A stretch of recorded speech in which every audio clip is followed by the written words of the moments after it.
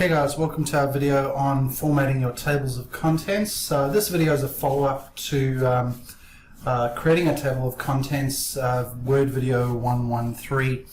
So just to point out, now that we've got a table of contents built, when it comes to your table of contents, basically styles are what again control the formatting of your table of contents. Now, as an example, anything that appears at level 1 is by default formatted with a style called TOC1. TOC, of course, standing for table of contents. Anything that appears at level 2, a style called TOC2 is responsible for that. And of course, anything at level 3, a style called TOC3 is responsible for that. Now, just to quickly point out, unlike most styles, if I was to right-click, say, one of these TOC styles and go modify, you'll notice by default how there is an automatically update checkbox ticked, and we'll be talking about that in just a little bit. Now, some of what I'm going to be doing in this video can be done before you build your table of contents, and some of it you can only do once you build your table of contents. So as a little example, what we're going to look to do here is if I was to right-click the style called TOC1 and choose Modify, if I was to change the font to something different and perhaps increase the size, if we were to go to Format and then maybe navigate to Paragraph, notice how we can also adjust the spacing between TOC1 level content. So clicking OK to this and then hitting OK once again, you'll notice how that has modified your table of contents simply by modifying the TOC1 style. Now, another way that we can actually format tables of contents is to do it manually, provided that the default setting of automatically update is ticked.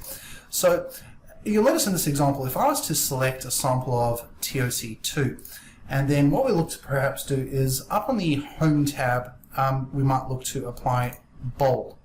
We might look to maybe change the font color or something a little bit different to that. Now, what we could do here is also with these a sample of TOC2 selected, if I was to grab the left tab marker that sits at 2 and I was to say drag that to 3, you notice how that automatically updates all other TOC2 styles. If I was to grab the standard left indent marker and drag that to 2, you notice how that automatically updates the TOC2 style.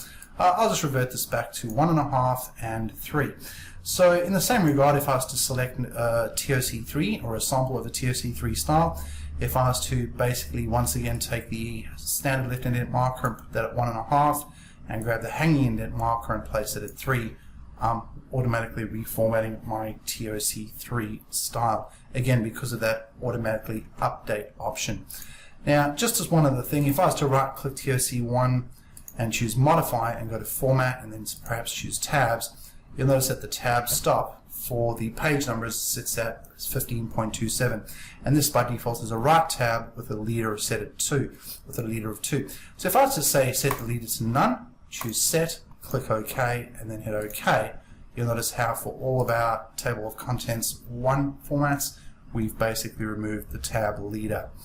Right, so guys, hopefully that made sense. Got a short little bit out of this video. Again, remember, styles are the way to go. And yeah, we look forward to hearing from you guys in the future once again. And yeah, please subscribe to our YouTube channel. Thanks for your time. Cheers.